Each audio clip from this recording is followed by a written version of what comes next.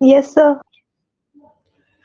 तो कल वाले वीडियो में किसी बच्चे को कोई दिक्कत हो, कल तक की जहां तक पढ़ा दी थी मैंने एक्चुअली ये माना था कि भाई हमने सॉलिड को एक कॉन्टिन्यूस स्ट्रिंग की तरह कंसीडर किया, एंड हमने देखा कि अगर वन डायमेंशन की बात की तो भी फाउंड कि भाई उसमें number of modes of vibrations possible होंगे। एन एक इंटीजर आ गया था, और उस इंटीजर की हेल्प से जब हम देख पा रहे थे तो भी फाउंड कि भाई अलग अलग वैल्यूज आ रही थी। फिर हमने उस चीज को 3D में एक्सटेंड किया था, और 3D में एक्सटेंड करके जो इक्वेशन आ गई थी मेरे पास, it was nx² plus ny² plus nz² and it comes out to be 4l² nu square upon vs का स्क्वायर। उसका कोई नंबर आया होगा, मुझे ध्यान नहीं है कितना नंबर था। ये इक्वेशन लास्ट में कल हमने 11। ओके, एल लेंथ थी बेटा क्रिस्टल की। ओके, क्यूबिक फॉर्म मान लेते, तीनों डायरेक्शंस में एल लेंथ मान लेते हैं हम। न्यू जो थी it was frequency, okay, nu n कह सकते हैं हम इसे। V s was the speed in solid, speed of wave in the solid था, या स्ट्रिंग कह सकते हो आप। और ये n x n y n three जो थे बेटा, ये मतलब एक तरीके से इंटीजर्स थे। और यही जो इंटीजर्स हैं, मतलब अगर वन डायमेंशन हम देखें तो जैसे जैसे हम एन की वैल्यू बदल रहे थे, वैसे आपकी फ्रीक्वेंसी और वेवलेंथ भी, तो जैसे लैम्बडा की वैल्यू ये आ गई थी आपके पास 2l/n, वन डायमेंशन की बात कर रहे थे। फ्रीक्वेंसी v/l होता है आपके पास, तो ये आ गया था nv/2l आ गया था आपके पास। तो जैसे जैसे आप n बदलेंगे आपकी वेवलेंथ बदलेगी और फ्रीक्वेंसी। और 3D में nx ny nz क्या है बेटा, ये these are the integers. nx ny और nz, these are the integers. I can say integers which determines the possible। यहां से देख सकते हो आप, n बदलेगा, n की वैल्यू तो फ्रीक्वेंसी बदल दी जाएगी ना, तो ये n v भी फिक्स और 2l भी फिक्स। तो भाई पॉसिबल वैल्यू ऑफ फ्रीक्वेंसी को डिसाइड कौन करता है, n। और 3 डायमेंशन में nx ny nz हो जाएंगे integers which determine the possible frequencies or you can say wavelengths। अच्छा जी, अब मैं क्या कर रहा हूं, अगर मान लो मैं एक स्पेस कंसीडर करता हूं, ठीक है।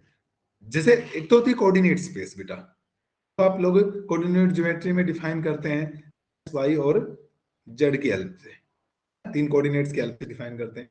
तो इसी तरीके से मैं जो एक नई स्पेस बनाऊं बेटा, in terms of n x n y और एन जेड, ठीक है। नाउ वी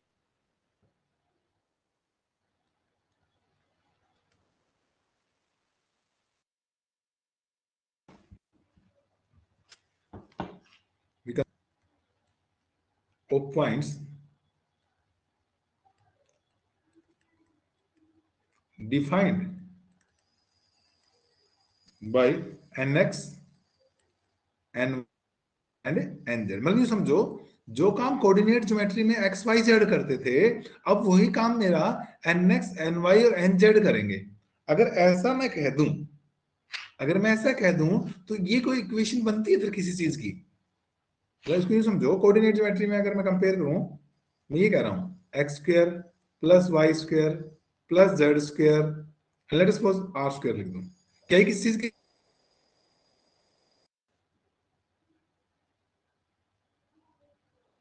बताओ किसकी इक्वेशन होती है बेटा ये।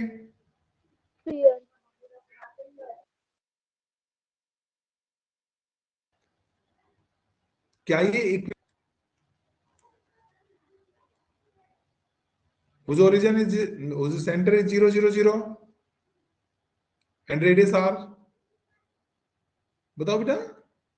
सर आपकी आवाज क्लियर नहीं आ रही। क्या ये स्फीयर की इक्वेशन है? यस सर, कट कट कर आ रही है। मेरी आवाज, एक मिनट बेटा, यहाँ से तो सब ठीक है वैसे तो। यहाँ पे ना, चलो देखते हैं क्योंकि नेट ठीक आ रहा है and everything is in control. अब देखो जरा, मैं ये कह रहा हूं कि ये जो इक्वेशन है, क्या इक्वेशन ऑफ स्फीयर है कि नहीं है, बताओ। Yes, sir. Yes, sir. तो इसी तरीके से ध्यान से देखो, इस स्पेस के लिए जो हमने एक नई स्पेस डिफाइन की है एन की टर्म्स में, क्या ये इक्वेशन ऑफ स्फीयर नहीं हो गई है? Yes, sir. ठीक है ना। तो equation of 11 represents an equation of sphere in new space जो हमने डिफाइन किया है।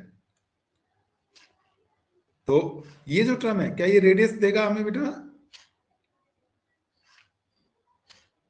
Equation of sphere in new space with radius vector.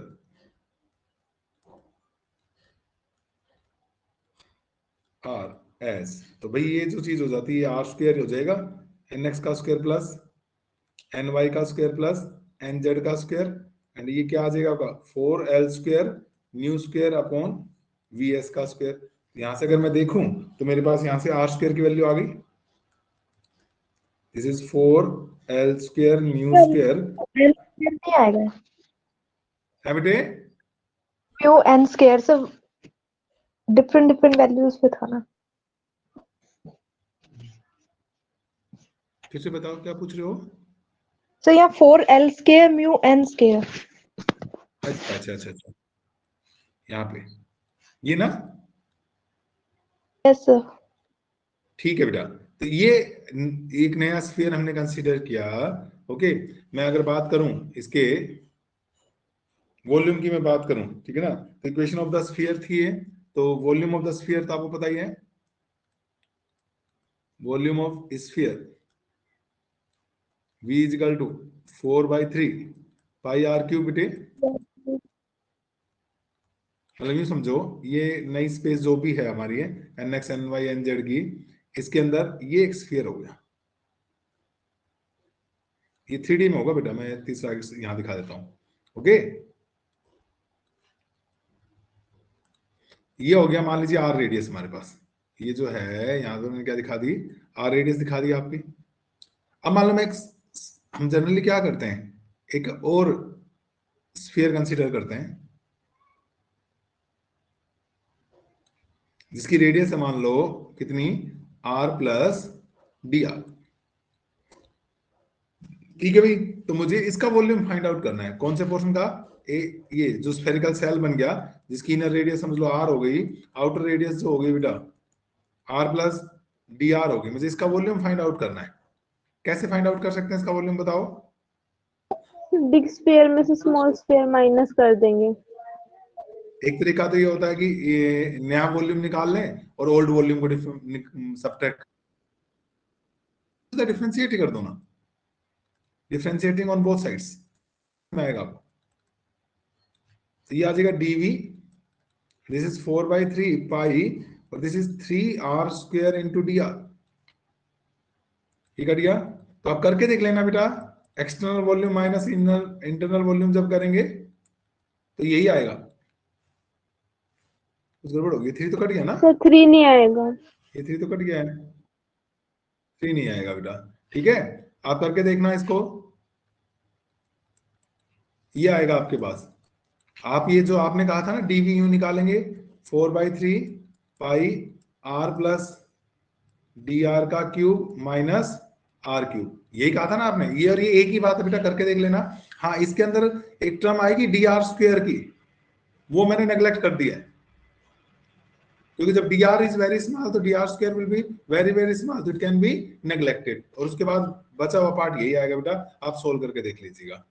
Okay, तो इस तरीके से ये स्मॉल वॉल्यूम आ गया बेटा इसका 4 pi R square D R आ गया। अब सुनो मेरी बात, बस जो इंपॉर्टेंट बात समझने की है कि हम क्या निकालना चाह रहे थे, हम निकालना चाह रहे थे number of modes in frequency range nu and new plus D new, ये निकालना चाहते थे हम नंबर ऑफ मोड। और मैं कहता हूं ये उतने ही होंगे जितना ये शेडेड एरिया के अंदर पॉइंट्स होंगे। क्यों होंगे? क्योंकि ये जो स्फीयर है बेटा, ये आपके कोड स्फीयर कौन से में? नंबर में है स्फीयर। इसके जो कोऑर्डिनेट्स हैं वो किसकी फॉर्म में है? नंबर की फॉर्म में है कि नहीं है? हमने तो एक नई स्पेस डिफाइन कर दी थी यहां पर, और वो स्पेस किसकी टर्म्स में डिफाइन की थी? हमने नंबर की टर्म्स में डिफाइन की थी। तो यानी कि यहां पर जो होगा वॉल्यूम आएगा वो भी किसकी टर्म्स में आएगा? नंबर की टर्म्स में आएगा। मीटर क्यूब में थोड़ी आएगा इसका वॉल्यूम। आप बताओ, क्या मीटर क्यूब में आएगा? एक्स वाई जेड में थोड़ी है ये। समझ रहे हो बेटा? अगर ये coordinate geometry x y z वाला होता, ये इक्वेशन होती, तो ठीक है, इसका वॉल्यूम जो होता वो किस में आता? सेंटीमीटर क्यूब या मीटर क्यूब में आता। लेकिन हम तो नई स्पेस में बात कर रहे हैं जो नंबर की टर्म्स में, तो इसका जो वॉल्यूम है वो मुझे एक तरीके से क्या देगा? नंबर ऑफ पॉइंट्स ही तो देगा। तो इसलिए मैं क्या कर रहा हूं, number of modes in the frequency range nu and d nu will be same, which is equal to number of points lying in volume interval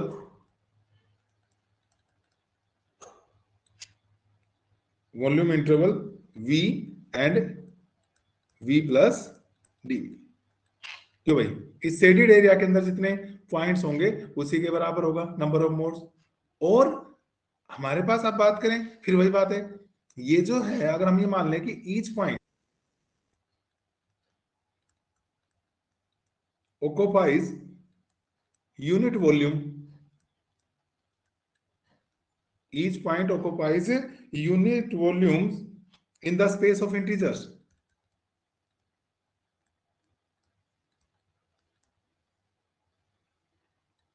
then जितना इसका वॉल्यूम, एक पॉइंट का वॉल्यूम एक यूनिट है, तो जितने पॉइंट होंगे उतना ही क्या हो जाएगा? वॉल्यूम हो जाएगा। मान लीजिए 5 पॉइंट है इसके अंदर, तो उसका वॉल्यूम 5 यूनिट ही हो जाएगा, क्योंकि एक पॉइंट क्या कर रहा है बेटा? एक यूनिट वॉल्यूम ऑक्युपाई कर रहा है। इट मींस सीधा सा मतलब क्या हुआ इसका कि then number of points present in dv volume of spherical cell, इसको स्फेरिकल सेल बोल सकते हैं। स्फेरिकल सेल समझते हैं ना, होलोस्फीयर को कहते हैं बेटा। तो ये जो शेडेड है, ये जो शेडेड रीजन है बेटा, क्या ये एक स्फेरिकल सेल की तरह काम नहीं कर रहा है? होलोस्फीयर की तरह काम नहीं कर रहा है? In the spherical cell is equal to volume of the spherical cell.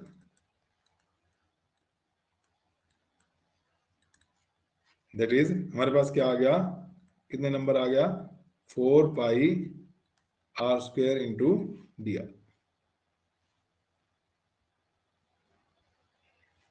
देखो बेटा, बस ये पॉइंट समझ ले, बाकी तो मैथमेटिक्स पार्ट है। हमने कहा कि भाई हमारे पास ये इक्वेशन कल हमने ड्राइव की थी, सीधी सी बात है। अब हमने कहा कि भाई ये नंबर्स हैं जो डिसाइड करेंगे कि what are the possible wavelengths और what are the possible frequencies. तो हमने यहां से एक नई स्पेस कंसीडर किया, किसकी टर्म्स में? In the integers nx ny and nz। तो अगर मैं एक नई स्पेस कंसीडर करता हूं बेटा, तो उस स्पेस के हिसाब से तो this becomes the equation of A sphere whose radius vector will be given by nx square plus ny square plus nz square is r। लेकिन ये r जो है बेटा इन टर्म्स ऑफ नंबर नहीं है, ठीक है? आप चेक भी कर सकते हैं इसकी यूनिट, अगर आप चेक करना चाहें r की सेंटीमीटर आनी चाहिए ना आपके हिसाब से तो, पर यहां से एक बार देखिए जरा, नंबर की यानी unit less and dimension less आना चाहिए। एक बार चेक करके देख लेते हैं। लेंथ का होता है बेटा, लेंथ का तो एल ही होता है डायमेंशन फार्मूला। फ्रीक्वेंसी का t-1, स्पीड का बेटा L1 t-, देखो कट गया कि नहीं कट गया? यूनिट लेस डायमेंशन लेस आ गया ना। तो ये वो वाली रेडियस नहीं है, ये वाली रेडियस मतलब रेडियस का काम कर रही है, पर यहां पर स्पेस जो कि चेंज हो चुकी है, ठीक है? जैसे आपको मैंने रेसिप्रोकल लैटिस नहीं बताया था, तो वहां पर भी तो बताया था कि वहां पर जो भी डायमेंशंस होंगी वो लेंथ के इनवर्स वाली होंगी। यहाँ पर नंबर लैटिस एक तरीके का, नंबर स्पेस मैंने बोला या नंबर लैटिस बोला इसको, ठीक है? इसलिए यहाँ पर जो आर की यूनिट्स आएंगी वो यूनिट लेस होगा, मतलब यूनिट नहीं होंगी, नंबर के इक्विवेलेंट होगा। क्लियर है? तो यानी कि ये मैंने बताया आपको कि ये यूनिटलेस बन गया। तो हमने कहा कि भाई एक हमने वॉल्यूम कंसीडर किया आर रेडियस वाला v, और r plus D R radius का एक और स्फीयर कंसीडर कर लिया, ताकि एक स्फेरिकल सेल मिल गया मुझे जिसकी इनर रेडियस r है, outer radius r plus D R है। तो इस शेडेड एरिया का वॉल्यूम निकाला, आपने बताया वो तरीका भी ठीक था, अदरवाइज बड़ा आसान तरीका होता है उसको डिफरेंशिएट कर दो।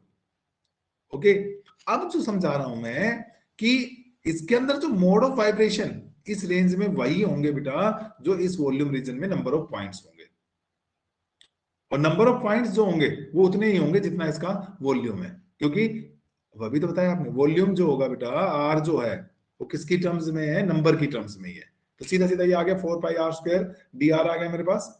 तो ये आ गया बेटा 4 पाई आर स्क्वायर की वैल्यू लिखो, अभी निकाली थी आर स्क्वायर की वैल्यू कहीं, ये रही 4 L square nu square upon V S का square, 4 L square nu N का स्क्वायर बेटा अपॉन क्या था वी एस का square into D are.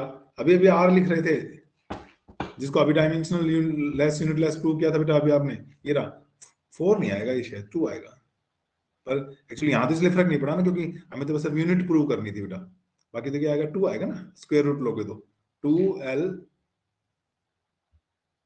Are है बेटा 2l by V S into new,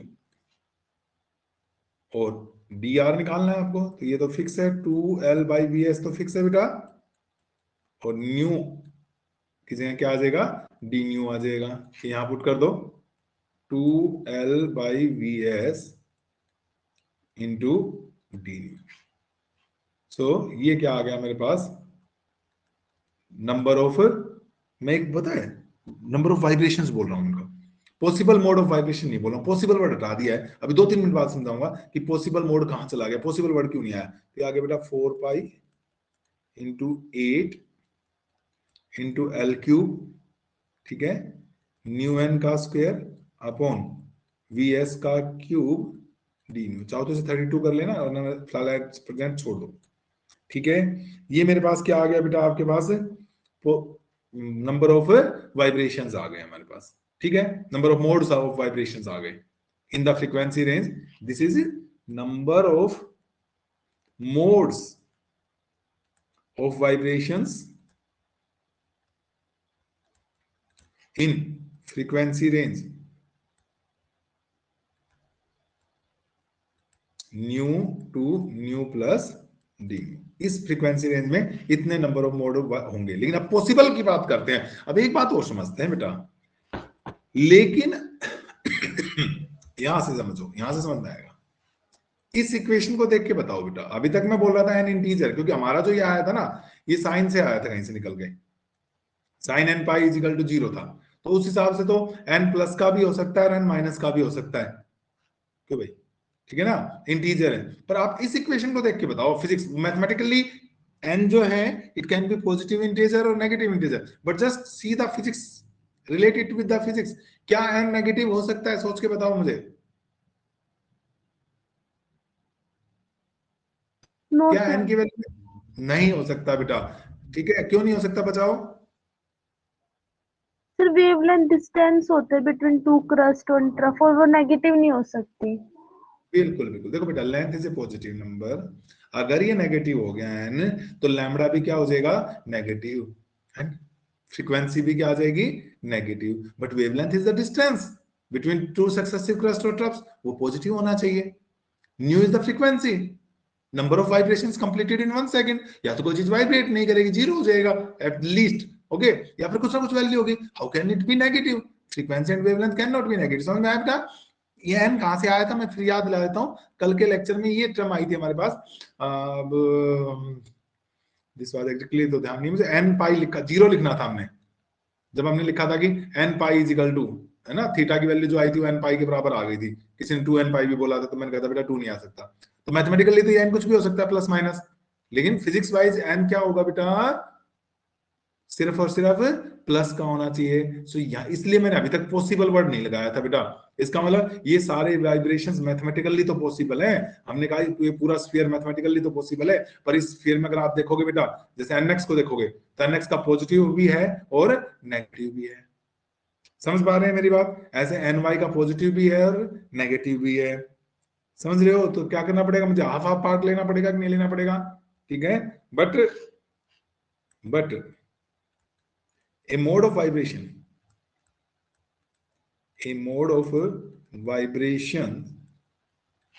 is always determined by positive value of nx, ny and nz। ठीक है, सो क्या करना चाहिए हमें? So we must consider the number of points lying by the positive nx, ny and z। तो अब मैं possible values पे आ रहा हूं बेटा। ये टोटल नंबर ऑफ मोड्स थे मैथमेटिकली, और फिजिक्स वाइज अब कौन कौन से पॉसिबल होंगे बेटा? So then the number of possible modes of vibrations, number of possible mode of vibrations को क्या मैं यूं लिख सकता हूं? एक मिनट के लिए याद दिलाऊंगा बेटा। कल शुरुआत में पहली इक्वेशन 1 अगर आपके पास नोट कर रखी हो तो ठीक है, नहीं तो फिर आप अपने वीडियो में देना। कल ये जेड न्यू बताया था बेटा मैंने, डेंसिटी ऑफ मोड, और ये बताई थी मैंने number of mode, possible modes per unit frequency range, बताई थी। Yes sir. तो ये जेड न्यू डी न्यू, क्या ये नंबर ऑफ पॉसिबल मोड नहीं आ जाएगा? Yes sir. डीएन का ड्रेस कर देता हूं पॉसिबल के लिए, क्योंकि बेटा डीएन मैंने आज टोटल मोड के लिए मान रखा है। ठीक है, तो ये बात समझ में आई कि number of possible mode of vibrations को यूं लिख सकते हैं जेड न्यू डेल्टा न्यू। अब ये बात और अगर समझ में आ जाएगी ना आपको, तो बस मेरा काम खत्म हो गया।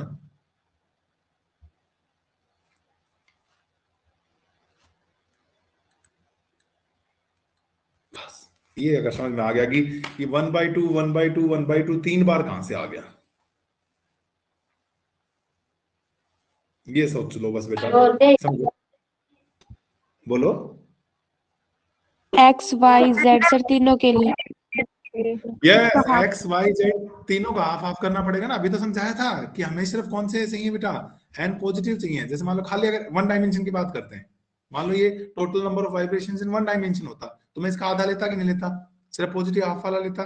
ऐसे ही मैंने क्या किया, जैसे ये एनएक्स आधा एनएक्स के 1/2 एनवाई का कॉन्ट्रीब्यूशन और 1/2 एनजेड का कॉन्ट्रीब्यूशन। तो जो ये टोटल नंबर ऑफ वाइब्रेशंस हैं बेटा, इनमें से 1/8 हो जाएगा हमारे पास डीएन। तो भाई जेड न्यू डी न्यू बेटा 1/8 डीएन की वैल्यू पुट कर दो। इसलिए मैंने इस 8 को मल्टीप्लाई नहीं किया था, मुझे पता था 8 आएगा, अभी कटेगा ये 8। ठीक है, इंटू 4 पाई बेटे इंटू 8 इंटू एल क्यूब को वॉल्यूम लिख दूं क्या? L cube is the volume of the crystal. L हमने ईच साइड मान रखी थी, इसको तो वॉल्यूम लिख लिया, volume of the crystal. Nu square d nu, nu square nu N का स्क्वायर डी न्यू बेटा, और नीचे velocity of the wave in the solid का स्क्वायर चल रहा है हमारे पास। ये कट गया। This is Z nu D new, this is बेटा 4 पाई वी। ठीक है, एंड आगे ये भी कांस्टेंट ही है, तो इसको यहां लिख लेते हैं। ये कुछ ये हमारे पास, एक मिनट बेटा कुछ गड़बड़ हो गई मुझे लगता है। हाँ क्यूब था ये, मैं ही कहूँगी क्यूब होना चाहिए था, और स्क्वायर कैसे आ गया? ये बेटा क्यूब था, मैंने यहाँ लिखने में गड़बड़ कर दी बस। तो ये क्यूब हो गया, और दिस इज न्यू एन का स्क्वायर डी न्यू आ गया बेटे।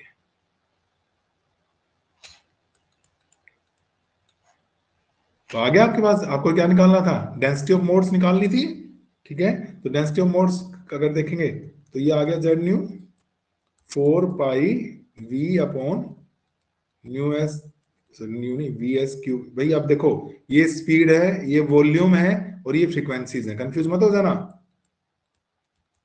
ये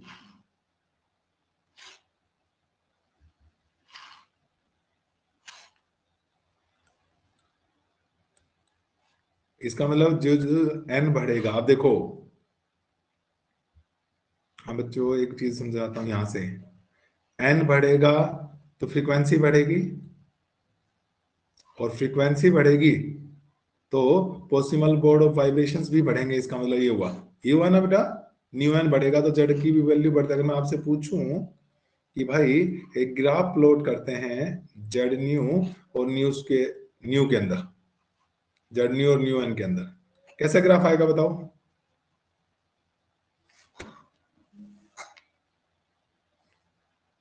अरे सिंपल है बेटा, ये कांस्टेंट है, कैसे ग्राफ आएगा?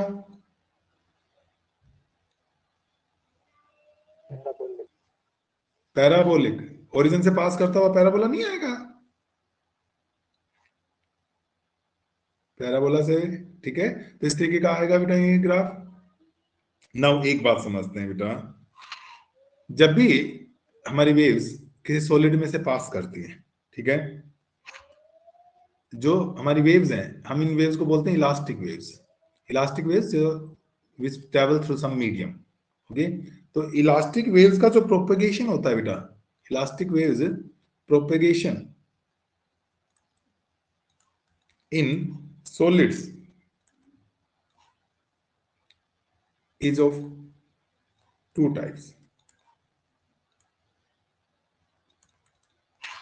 अब वो पता है एक कौन सी फॉर्म में चलती हैं? ट्रांसवर्स वेव की फॉर्म में चलती हैं, और दूसरी लॉन्गिट्यूडनल मोड। एक ट्रांसवर्स वेव की फॉर्म में चलती है और एक लॉन्गिट्यूडनल की में। अब जरा फिर थोड़ी कमाल हो गया इसमें, समझते हैं। मान लो ट्रांसवर्स वेव चल रही है बेटा, मैं पहले ट्रांसवर्स वेव के ऊपर आ रहा हूं, ठीक है। अगर हम ट्रांसवर्स वेव के ऊपर आ रहे हैं तो ट्रांसवर्स का मतलब समझते हैं, मान लो वेव इधर जा रही है एक्स एक्सिस में, ओके। मान लो वेलोसिटी है इसकी vt मान लेता हूं, वेलोसिटी ऑफ ट्रांसवर्स वेव। तो ट्रांसवर्स का मतलब होता है परपेंडिकुलर। तो इसमें जो पार्टिकल्स वाइब्रेट करेंगे बेटा, वो क्या करेंगे? इसके परपेंडिकुलर वाइब्रेट करेंगे। तो एक तो वाइब्रेशन ये हो सकता है पॉसिबल,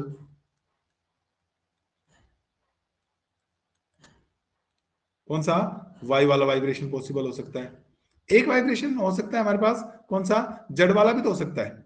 ट्रांसवर्स का मतलब क्या होता है? परपेंडिकुलर। तो एक्स के परपेंडिकुलर वाई हो गया, या हमारे पास कौन सा हो सकता है? ये भी हो सकता है बेटा, एक जेड वाले वाइब्रेशंस हो सकते हैं। क्या एक्स वाले वाइब्रेशंस हो सकते हैं ट्रांसवर्स वेव में? No no sir. नहीं हो सकते। ट्रांसवर्स का मतलब ही परपेंडिकुलर होता है कि वेलोसिटी के परपेंडिकुलर वाइब्रेट करेगी वेव। तो यानी कि जो मोड हम ऊपर पढ़ रहे थे उनमें और वैरायटी आ गई भाई, डबल हो गया। मतलब हर एक वाइब्रेशन जो हो गया वो फर्दर दो तरीके का हो सकता है अगर ट्रांसवर्स वेव है तो, वाई और जेड में। सिमिलरली अब लॉन्गिट्यूडनल में आ जाओ बेटा।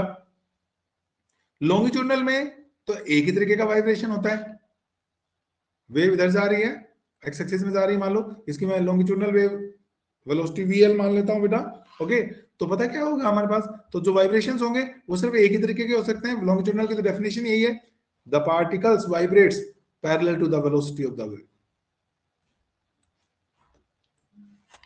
बताओ ठीक है कि नहीं है? इस तरीके के वाइब्रेशन होते हैं Yes, sir. लॉन्गिट्यूडनल। तो कितने तरीके के वाइब्रेशन हुए लॉन्गिट्यूडनल में? वन टाइप ऑफ वाइब्रेशंस हुए कि नहीं हुए? Yes sir. Means we have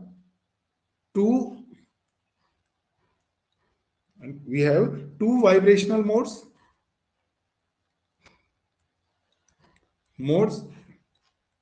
corresponding to transverse motion,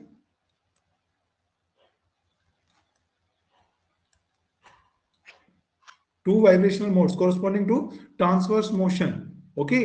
और ये कौन कौन से होंगे? Perpendicular to direction of propagation of wave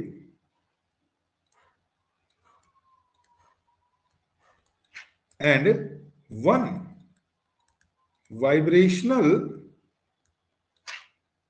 mode corresponding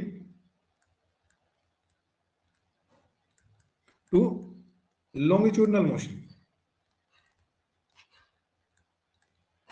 longitudinal motion, और ये किधर किधर होगा बेटा?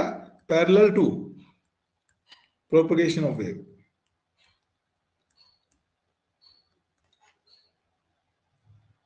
तो इसलिए ओवरऑल अब इक्वेशन जो आपने बनाई थी बेटा, इक्वेशन 18 जो थी, this can be written as, हमारे पास क्या हो जाएगा? Total number of vibrational modes. So using equation 18, last line इस आर्टिकल की, क्योंकि वो काफी बड़ा आर्टिकल हो गया है. टोटल वाइब्रेशनल मोड्स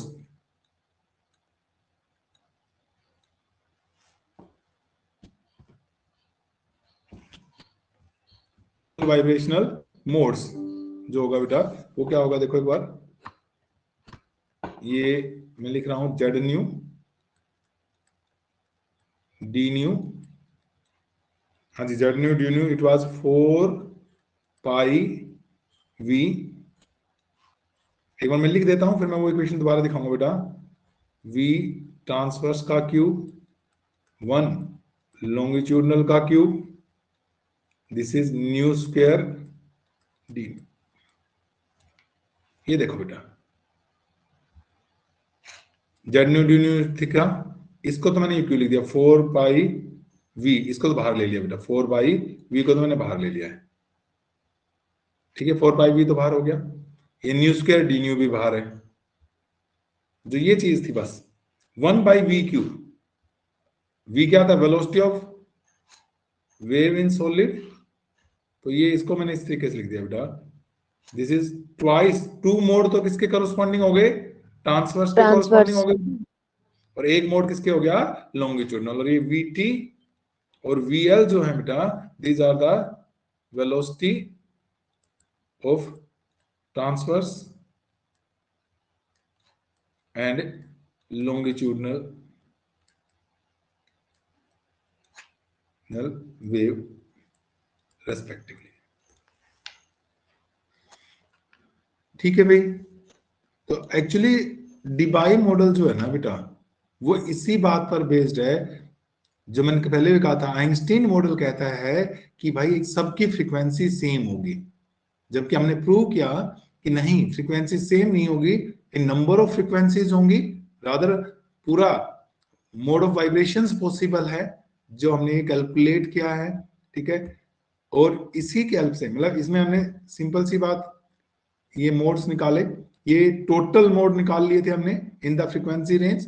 और फिर हमने कहा लेकिन हमारे हिसाब से फिजिक्स वाइज तो n प्लस का हो सकता है, इसलिए nx, ny, nz तीनों के सिर्फ पॉजिटिव हाफ हमने कंसीडर करने हैं.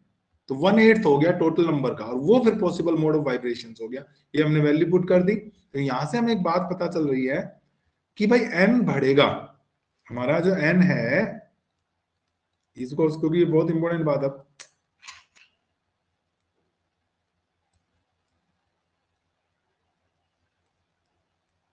न्यू बढ़ेगा तो vn बढ़ेगा, और vn बढ़ेगा तो z बढ़ता जाएगा. Mathematically it goes up to infinity.